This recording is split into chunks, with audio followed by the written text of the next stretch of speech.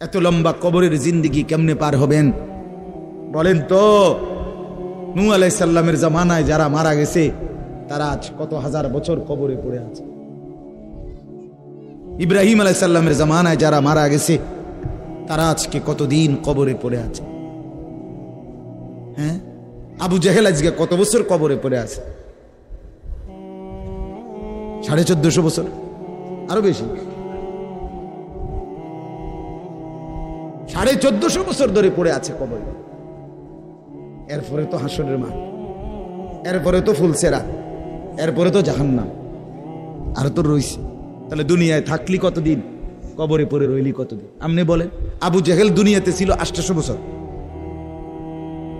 কথা কন না? আবু লাহাব দুনিয়াতে জীবিত ছিল 900 বছর, তো কবরে আছে কত বছর? তো বাঁচছে কয় বছর? নাহলে 60 বছর, নাহলে 70 বছর, ঠিকই না বলেন? তাহলে দুনিয়ায় ছিলি কতদিন, কবরে আসত কতদিন? আচ্ছা, এই কথাই এখনই মনে হইল। হ্যাঁ, এরপরে তো সামনেরটি রয়েছেই মিয়া, এখনো তো কিয়ামত আসে নাই, এখনো তো ইসরাফিল ফু দেয় নাই। একবার ফু দিবে, সব কবরে যাবে, আবার ফু দিবে, হাসরের মাঠ কায়েম হবে। আবার হাসরের মাঠের একদিন, খোদার কসম এই কোরআনে আল্লাহ বলছে, হাসরের ময়দানের এখন একদিন, প্রতি একটা দিন কয় ঘন্টা? হাসরের একদিন আল্লাহ বলছে 50,000 বছর, 50,000 সানা, 50,000 বছর। হাসরের ময়দানের পুরা সময় না, একদিন, একদিন। পুরা হাসরের মাঠ কতদিন সেটা আল্লাহই জানে। প্রিয় বন্ধু আমার, নষ্ট হয়েন না। ছেলেরা আমার, বাপ বরবাদ হইও না। মনে করো কেউ বলে নাই, তবুও নষ্ট করো না নিজেরে। বাবা বলে নাই, মা বলে নাই, সর্দারে বলে নাই, মাতবরে বলে নাই, গ্রামের মুরব্বীরা বলে নাই, কেউ তোমারে কিছু বলে নাই, তবুও তুমি নিজেরে নষ্ট করে দিও না। হযরত ইব্রাহিম আলাইহিস সালাম পুরা কওম, আপন মা, আপন বাপ, সবাই মূর্তি পূজক, কেউ তো ওনাকে ইমানের দাওয়াত দেয় নাই, তবুও সেই ছোট্টবেলা থেকে তিনি ওইখানে থেকেই উনি খুঁজে নিছেন আল্লাহকে। কাকে খুঁজে নিছেন? আল্লাহকে খুঁজে নিছেন, আল্লাহকে তালাশ করে নিছেন। কওমের লোকেরা বলছে যে তারকা এটা রব। বলছে আচ্ছা ঠিক আছে, দেখি তো। কিছুক্ষণ পরে তারকা ডুবে গেছে। বলছে কই, রব আবার ডুবে কেমনে? পরের দিন এলাকার লোকরা বলছে চাঁদ, এটাই আমগো রব। বলছে আচ্ছা ঠিক আছে, মানে নিলাম, দেখি তো। ভোর হতে হতে দেখে চাঁদ নাই। কি রব যদি জায়গা, তো আমি বন্ধা রইলাম, রব কো? বুঝলেন না কথা? এরপরে বলছে সূর্য, এটা বড় সড়ো মোড়া তাজা, এটাই রব। হ্যাঁ, ইব্রাহিম আলাইহিস সালাম বলছে আচ্ছা দেখি তো। সন্ধ্যা হইছে আর সূর্য ডুবে গেছে। তো ইব্রাহিম আলাইহিস সালাম বলছে হায় আমার কওম, কি কওইডি তোমরা? তোমার মাথা ঠিক আছে নি? রব কেমনে এর মোড়ে নামে? রব এমন হয় কেন? বানানেওয়ালা এত দুর্বল হবে কেন? তখন তিনি বলছে ইন্নী ওয়াজ্জাহতু ওয়াজহিয়া লিল্লাযী ফাতারাস সামাওয়াতি ওয়াল আরদা হানিফা ওয়া মা আনা মিনাল মুশরিকিন। না কওম শোনো, আমি তোমাদের বানানো কোনো দিকে ফিরবো না, আমি ফিরছি, আমার চেহারা, আমার জিন্দেগি ফিরাইয়া দিলাম ওই সত্তার দিকে যিনি 7 আসমান ও জমিন পুরাটা বানাইছে। হানিফান, একনিষ্ঠভাবে আমি শুধু তার দিকে ফিরলাম। ওমা আনা মিনাল মুশরিকিন, আমি মুশরিকদের অন্তর্ভুক্ত নই, আমি আল্লাহকে ছাড়া কাউকে মানি না। হযরত ইব্রাহিম আলাইহিস সালামের বাবা বলছে পুত, তোরে আমি তেজ্য পুত্র করে বাড়ি ছাড়া করে দেব। হযরত ইব্রাহিম আলাইহিস সালাম বলছে আ'তাজিলুকুম ওয়া মা তাদউনা মিন দুনিল্লাহ। আব্বা, আমি আপনারে ছেড়ে দিলাম, আপনি আমার কিতে ছাড়বেন? আপনি বাইত জায়গা দিতেন না, কিতে আমি আইলাম না আপনার বাইত। আমার ইমান দরকার, আমার আখিরাত দরকার। আমি বহন দিয়ে কিতে করব?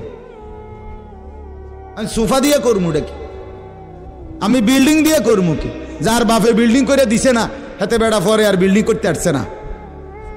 মা কথা কয় না, বোঝেন নাই আমার কথাটা? যার বাপে জমি কিনা দিতে আসছে না এবার আর পরে এবার আর ফুতে আর কোনোদিন জমি কিনতে আসছে না। তো তো কি আপনি যে একবার উল্টাইয়া গেছেন।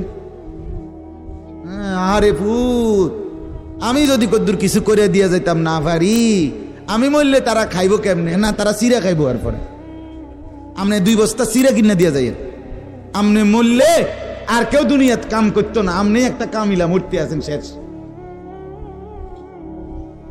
এটা ধোকার কথা না, বলেন না কেন? তো হযরত ইব্রাহিম আলাইহিস সালাম বলছে, আব্বা আপনাকে ছেড়ে দিলাম। ওমা তাদউনা মিন দুনিল্লাহ, আল্লাহকে বাদ দিয়ে যে আপনি যাকে ডাকেন সেই মূর্তি, আল্লাহকে বাদ দিয়ে যেগুলোকে আপনি ডাকেন, বাপ আমি এগুলোকেও ছেড়ে দিলাম। এবার ইব্রাহিম নবী বললেন, ওয়া আদউ রাব্বি, আমি শুধু কেবল আমার রব আল্লাহকে ডাক দিলাম। গোটা দুনিয়া ছেড়ে দিলাম বাপ, সংসারও ছেড়ে দিলাম বাপ, আপনি মা বাবার মায়াও ছেড়ে দিলাম, আমি শুধু আমার আল্লাহকেই ডাকলাম। আসা আল্লাহ আকুনা বিদুআই রাব্বি শাকিয়া। এবার ইব্রাহিম নবী বলেন, আব্বা আমি বিশ্বাস করি আমার ওই এক আল্লাহকে ডেকে কেউ কোনোদিন বঞ্চিত হয় না। মখলুককে ডেকে হেরে যায়, নেতা ভুলে যায়, কর্মীও ভুলে যায়, মা বাপ অনেক সময় রাগ করে, মা বাপ অনেক সময় ভুলে যায়, সন্তানও মা বাপকে ভুলে যায়, সবখানে হইতে পারে এমন, কিন্তু আমার আল্লাহকে ডেকে কেউ এমন হয় না যে বঞ্চিত হয়। আল্লাহকে বান্দা যখন জমিন থেকে ডাক দেয় আল্লাহ রব্বুল আলামিন সাথে সাথে বলে লাব্বাইক ইয়া আবদি, আমার বান্দা আমি হাজির, বল না বান্দা কি দরকার।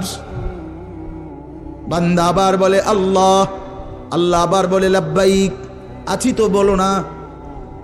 বান্দা বলে সুবহানাল্লাহ, আল্লাহ বলে শুনছি তো বান্দা, বলো না কি চাও বান্দা। বান্দা আবার বলে আলহামদুলিল্লাহ, আল্লাহ বলে বলো না কি চাচ্ছ বলো। আল্লাহু আকবার, বলে আবারও বলছি কি চাচ্ছ বলো না, আমি তো শুনতেছি, আমি তো আছি বান্দা। কিন্তু বান্দা যখন শুধু আল্লাহকে ডাকতে থাকে, জিকির করতে থাকে, তাসবিহ পড়তে থাকে, মনের কষ্ট দুঃখ বেদনা চাওয়া পাওয়া কিছুই বলে না, শুধু জিকির করে, শুধু জিকির করে, শুধু আল্লাহকে ডাকে, আল্লাহকে ডাকে, শেষ পর্যন্ত আল্লাহ খুশি হয়ে বলে বান্দা তুই যেহেতু আমাকে ডেকে মজা পাইছো, ঠিক আছে বান্দা তুমি আমাকে ডাকতে থাকো, আমি আল্লাহ তোমাকে দিতে থাকি। কি লাগবে আমি তো জানি, তোর বিবি অসুস্থ আমি কি জানি না, তোর ছেলে বিদেশে অসুবিধায় আছে আমি কি জানি না, কথা বলেন, তোর যে শরীরের সমস্যা আমি কি এটা জানি না, আমি তো সব জানি, কোথায় তোর কোন মুসিবত। আল্লাহর আড়ালে কি কিছু হয়, আল্লাহর গোপনে কি কিছু হয়, তাই না? আল্লাহর ইচ্ছা ছাড়া কি কিছু হয়? এজন্য মোবাইলের কথা বলতে গিয়ে এতগুলোর কথা লম্বা বললাম। ছেলেদেরকে বললাম বাবা অনেক ছেলে বসছো, মাশাআল্লাহ, আল্লাহ খুব বরকত দান করে। আজকে মুসলমানের যুবক তোমাদের ফেরার অপেক্ষায় ইসলাম। তোমরা যদি নামাজি না হও, চরিত্রবান না হও, জীবনটা যদি নারীর পিছনে আর ছবির পিছনে, নর্তকীর পিছনে আর উলঙ্গ ছবির পিছনে, মদ জুয়া জিনা ব্যভিচারের পিছনে শেষ করে ফেলো। এই চোখের দৃষ্টি, এই নজর, এই চোখের দৃষ্টি, এটা যদি নষ্ট করে ফেলো, গুনাহ দেখতে দেখতে, নাপাক ছবি দেখতে দেখতে, তো তোমরা নিজের জীবনই ভালো বাঁচবা কেমনে, ইসলামের জন্যই লড়বা কেমনে? আর মুসলমানের যুবক যদি হেরে যায়, মুসলমানের যুবক যদি পড়ে যায়, তো দিনের জন্য জানবাজি রাখবে কে? এই বুড়ারা 60 বছর 70 বছরের বুড়া, এবার আর দৌড়তে পারবো? এবার দোয়া না করবো? কথা বলেন না কেন? মুরব্বীরা কি করবে? কলিজা ছিঁড়ে দোয়া করবে। অতএব আমি আপনাদের কাছে এতক্ষণের কথার মূল একটা উদ্দেশ্য, আমি 2টা আয়াত পড়ছি, এই আয়াতের আঙ্গিকে কথাটা বলার জন্য বলছি। আজকে আমরা গুনার মধ্যে সবচেয়ে বেশি, বহুভাবেই আমাদের মধ্যে গুনাহ আছে, বাকি এই নজরের গুনাহ আমাদের সবচেয়ে বেশি। কিসের গুনাহ বলেন না? নজরের গুনাহ। আমাদের চোখ নিয়ন্ত্রণ হারা, বাঁধন হারা। আমাদের যুব সমাজ, ছেলে মেয়ে, তাদের পুরাটা চোখ তারা মোবাইলকে দিয়ে দিছে। ওই যে আগে যে শুনছি যে স্বেচ্ছায় চক্ষু দান করত, কথা বুঝছেন না কথা? হ্যাঁ, মরণোত্তর চক্ষুদান। এই মরণোত্তর চক্ষুদান না, জীবিত চক্ষুদান। ওই দেখেন, ওই দেন, ওই দেখেন, ইয়া দেখো ওই মোবাইল কার হাতে। এতে সাইজ হলো ট্যাবলেট সাইজ, তার থেকে তার মোবাইল বড়। যেই অপদার্থ তার হাতেই মোবাইল দিছে, ওই সবচেয়ে বড় অপদার্থ। ওইটা একেবারেই অপদার্থ। সে যদি ভাই হয় তো ভাই অপদার্থ, বাপ যদি হয় ওইটা অপদার্থ বাপ। এই সন্তান নষ্ট করার সবচেয়ে বড় দায়ী আপন গার্জিয়ান। মা বেডি 2 বছরের বাচ্চাটারে বড় মোবাইলটা দিয়ে দিছে, তুই টিপ এটা, তুই তাবু ডিস্টার্ব করিস না, আমি সাইজ দিয়ে আছি ড্রেসিং টেবিলে, এবুডি পাউডার ডলে, হাতে মোবাইল টিপ। কথা বুঝেন নাই? ও বেডি হিন্দি সিরিয়াল দেখে টেলিভিশনে, হ্যাঁ হিন্দি সিরিয়াল দেখে, ইন্ডিয়ান সিরিয়াল দেখে, কি দেখে? মনোযোগ দিয়ে দেখে। হিন্দি সিরিয়ালের সবগুলোর মূল বৈশিষ্ট্য হলো স্বামী স্ত্রীর ঝগড়া, শাশুড়ির থেকে জামাইরে কেমনে আলাদা করতে হবে, দেবর ননদের কেমনে স্বামীর থেকে বিচ্ছিন্ন করতে হবে, মানে সংসার কিভাবে তছনছ করবে। এটা হলো ওই বেঈমানদের সবচেয়ে বড় ষড়যন্ত্র। সবগুলোর বৈশিষ্ট্য এটা। মহিলারা এইটা দেখা বিবাহের পরে 6 মাসও একসাথে আর থাকতে চায় না। 6 মাসও না। বেডির সিদ্ধান্ত, মরি আর বাসি, তে বেড়ারে তার বাপ মার থেকে আলাদা করুন। জীবনের সাধনা এটা। হায় হায়, লানত, অভিশাপ ওই নারীর প্রতি, যে নারী তুমি বেটি তোমার একটু সুখের জন্য স্বামী বেচারাকে আলগা করে লাইলা। তুমি তো কিছুক্ষণের সুখ হয়তো পাইবা, কিন্তু এই স্বামী মা বাবার নাফরমানির কারণে এই ছেলেটা তারে তো চিরদিনের জন্য জাহান্নামী বানাই দিল। মা বাপ যদি কষ্ট পায়, আহাজারি করে, মা বাপের কলিজার মধ্যে যদি ব্যথা লাগে, তো এই সন্তান জাহান্নামী হবে না? বলে। এজন্য আমরা প্রত্যেকেই এই কথাটা বলতেছিলাম, আজকে আমাদের সবচেয়ে বড় গুনাহ আমাদের ছেলেদের, আমাদের মেয়েদের, আমাদের নারীদের, আমাদের পুরুষদের, আমাদের জওয়ান, আমাদের বুড়া, আমাদের যুবতী, আমাদের বৃদ্ধা, সবার একটাই বড় রোগ। আমরা চোখ অনিয়ন্ত্রিত। বুড়া মানুষও টেলিভিশন চায়, বুড়া চাচা বাঁকা হয়ে গেছে, কাশে বেরামে ধরে গেছে, কিন্তু এবার টেলিভিশন সাউন্ড, বেডির সাউন্ড, চা দোকানে নাচ গান দেখার অভ্যাস ছোটে নাই। এমন অভ্যাস আছে কিনা বলেন না? যার নাই হেবড়ার রাগ না হইলে ভালো। আর যে বেড়া রাগ হইলে, আপনার অভ্যাস থাকলে, আপনার রাগ হইলে কি আর আসলেই কি। অতএব নজর নিয়ন্ত্রণ করা চাই, নজর হেফাজত করা চাই, নজর সুন্দর করা চাই। অতএব আমার বাপ, আমি আপনাদের কাছে কোরআনুল কারীমের এই 2টা আয়াতের তরজমা শুনাইতে চাই। এটা পুরুষদের জন্য, নারীদের জন্য, উভয়টা। একজন মুসলিম পুরুষ, তার ব্যাপারেও আল্লাহর হুকুম, একজন মুসলিম নারী, তার ব্যাপারেও আল্লাহর হুকুম। উভয়কে আল্লাহ তাআলা বলছে চরিত্রের হেফাজতের জন্য সবচেয়ে প্রথম শর্ত, 1 নাম্বার দৃষ্টি হেফাজত। কোন মানুষের চরিত্র সুন্দর কিনা এটার প্রমাণ তার নজর ঠিক কিনা। আমি ওই কথা শুদ্ধ কয়, ফ্যান ফিনছে, শার্ট গাও দিছে, স্প্রে লাগাইছে, কথাবার্তা এমনি কুয়াইয়া কয়, জি জি জি আঙ্কেল কেমন আছেন, ভালো আছেন, এ আর মাশাআল্লাহ দেখছুনিও ভদ্র ভদ্র বাইয়া পড়তে আছে একবার এবার।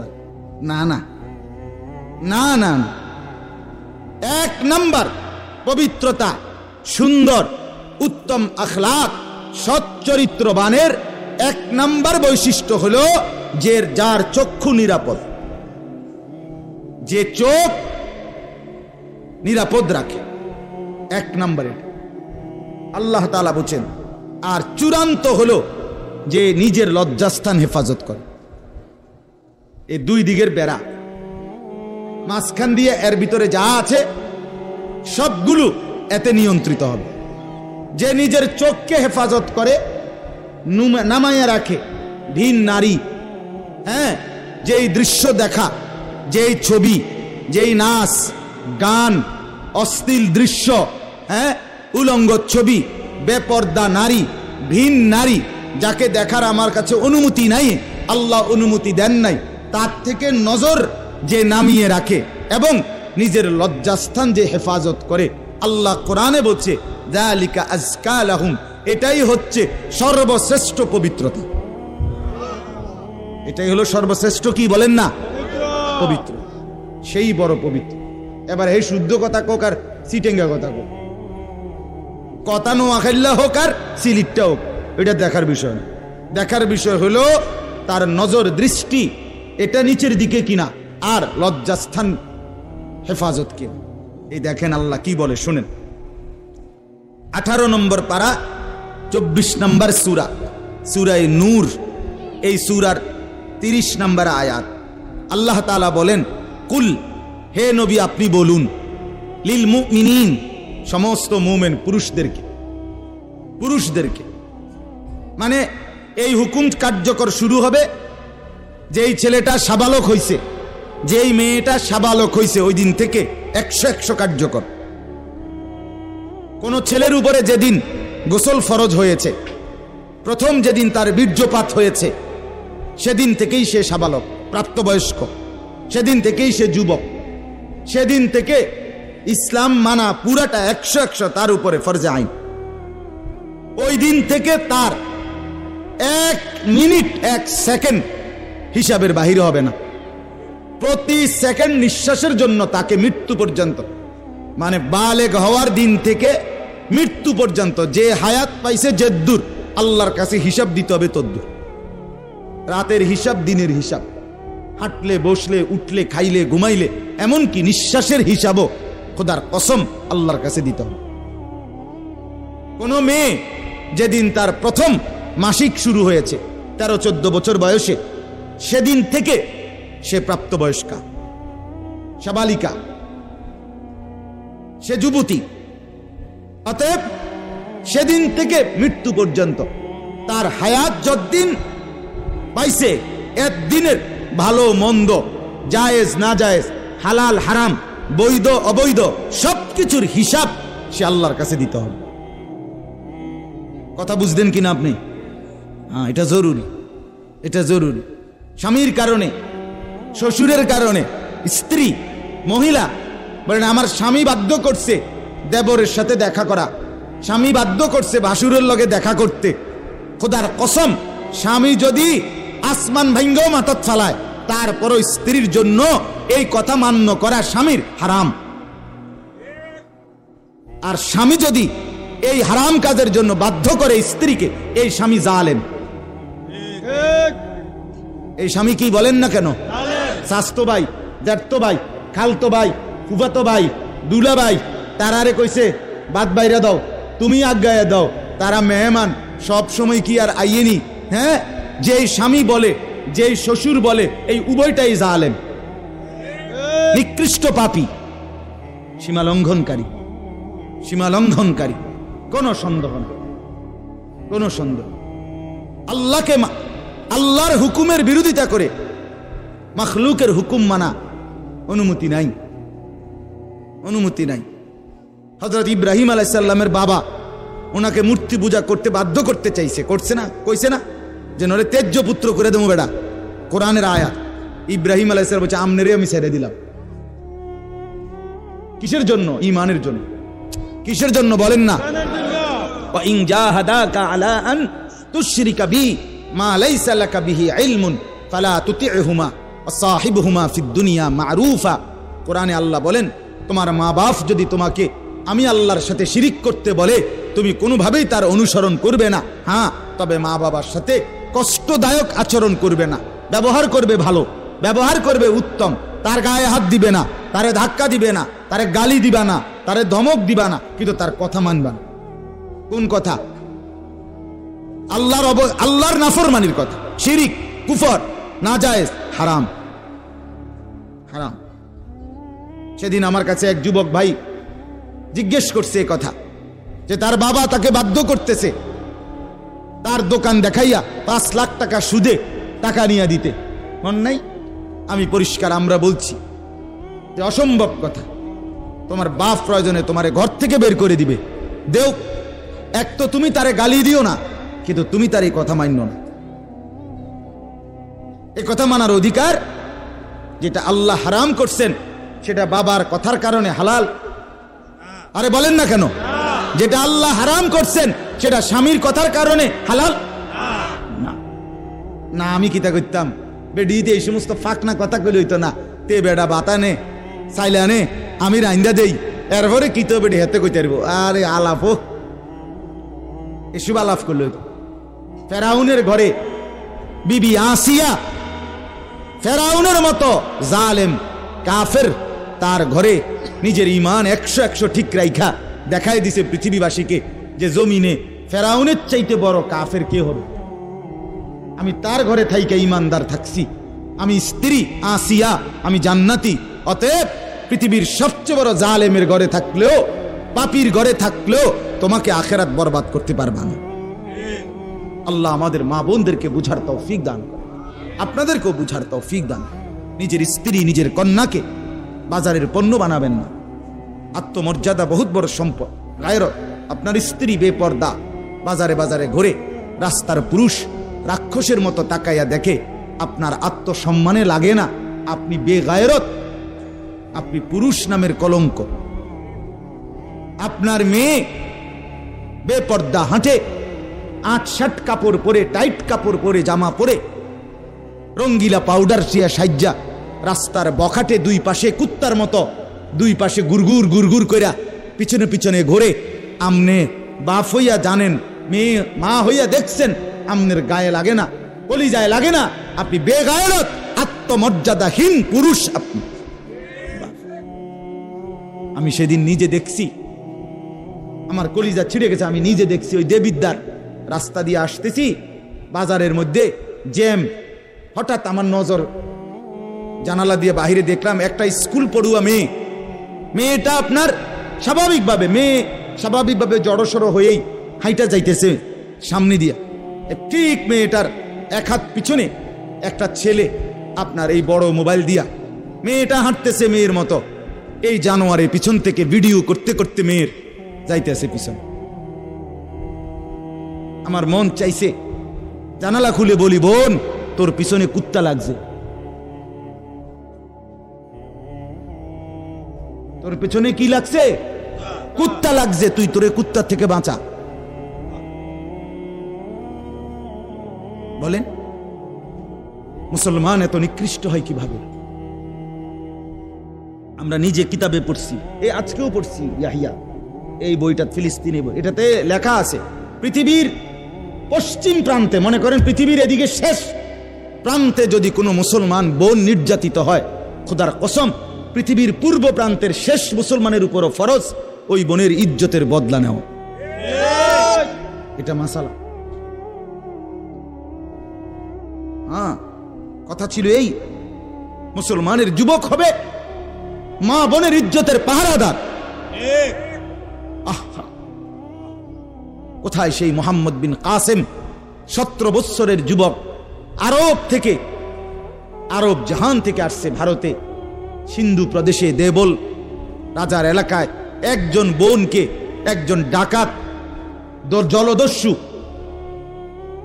একজন পানির ডাকাত জলদস্যু তৎকালীন জামানায় একজন মুসলিম বোনের গায়ের ওড়না ধরে টান দিছিল। তখন ওই বোন চিঠি পাঠাইছিল হাজ্জাজ ইবনে ইউসুফের কাছে আরব দেশে, হাজ্জাজ তুমি বেঁচে থাকতে তোমার মুসলিম বোনের গায়ের ওড়না ধরে টান দিছে বেঈমান কাফের, তুমি এর বদলা নিবা কিনা আমি শুনতে চাই। হাজ্জাজ ইবনে ইউসুফ, আমরা কিতাবে পড়ছি, এরকম চেয়ার ছেড়ে লাফ দিয়া দাঁড়াইয়া চিৎকার দিয়ে বলছে, বোন আমার, গোটা আরবের সমস্ত মুসলমান যুবক প্রয়োজনে জান দিবে, আরবের সমস্ত যুবকের কলিজা যাবে, জান দেবে, শাহাদাত বরণ করবে প্রয়োজনে, তবু আমি তোমার এই বেইজ্জতির বদলা নেব। 3 বার সেনাবাহিনী পাঠাইছে সে, 3 বার।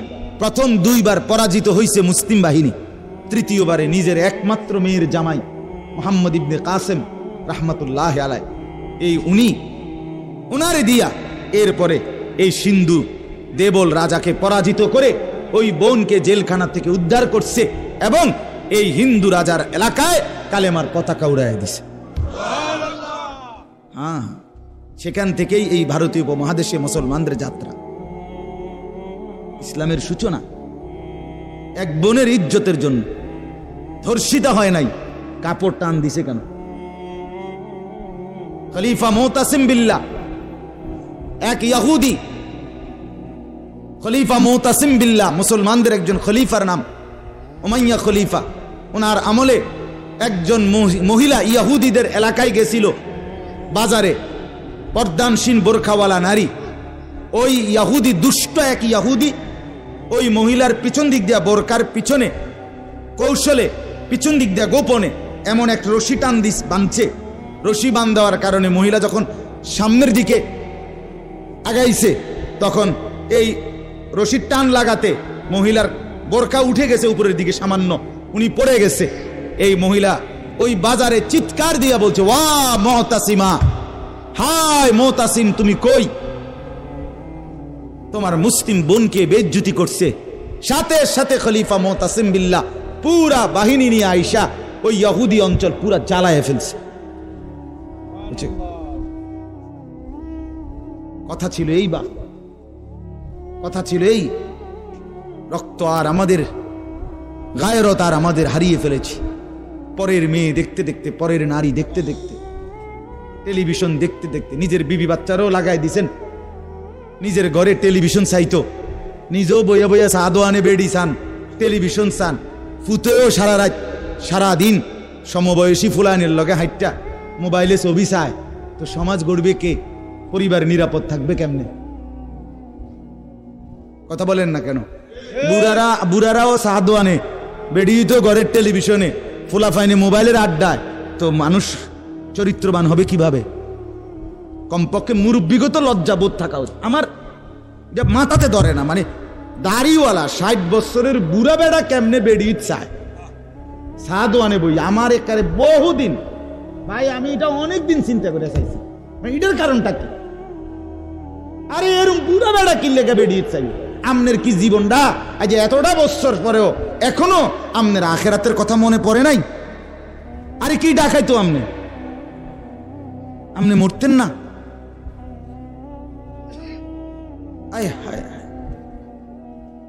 আল্লাহ, একটা সমাজের মধ্যে কিছু মানুষ তো থাকা উচিত।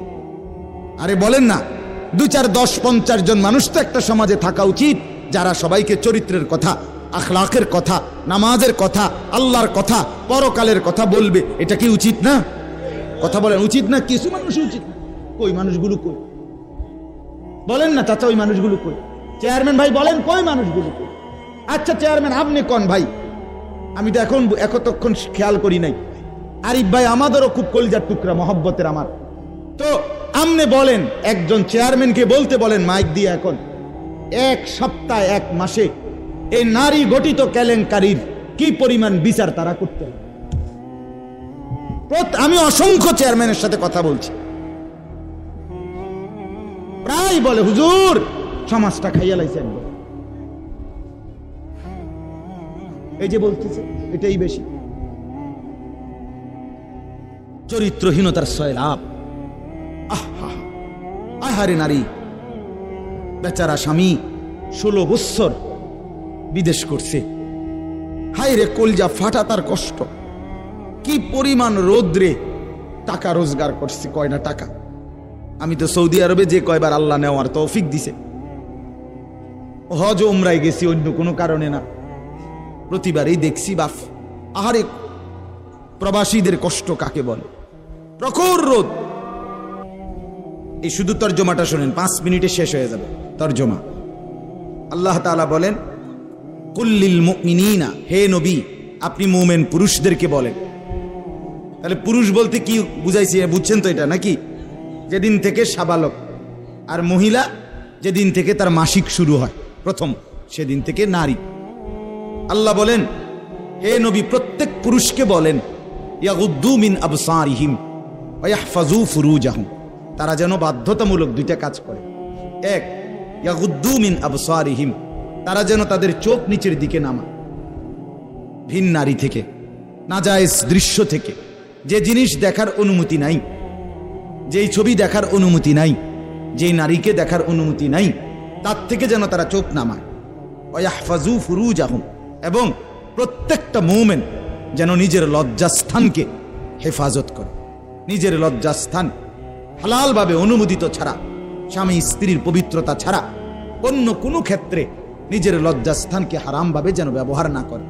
নিজের হাত দ্বারা কোনো অবৈধ কাজ যেন না করে, নিজে পুরুষ যেন কোনো অবৈধ নাচ না করে, বিন নারীর সাথে যেন নিজের লজ্জাস্থানের জিনা ব্যভিচার, যেন অসভ্যতা অশ্লীলতা এমনটা যেন না করে।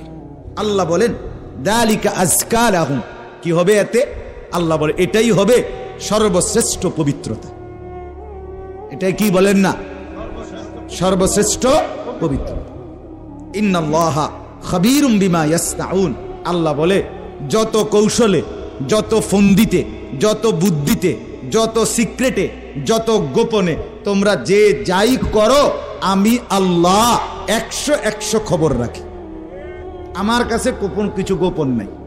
অন্তরের হালাত, বাহিরের হালাত, কক্সবাজারের দৃশ্য আর বাড়ির দৃশ্য, রাত গভীরের দৃশ্য, দিনের আলোর দৃশ্য, গোপন জায়গায়, হোটেলে, রেস্তোরাঁয়, অথবা পার্কে, বিনোদন কেন্দ্রে, অথবা মোটরসাইকেলে আরেক বেটার মেয়ে আরেক দিকে নিলাগা, যাই নাও, যেখানেই নাও, যত গোপন জায়গায়, মা দেখে নাই, বাবা দেখে নাই, গ্রামবাসী শুনে নাই, কেউ জানে নাই, কিন্তু আল্লাহ বলে বান্দা আমার খবর আছে, আমার থেকে আড়াল করতে পারবে না। অতএব চোখের হেফাজত, চোখের হেফাজত।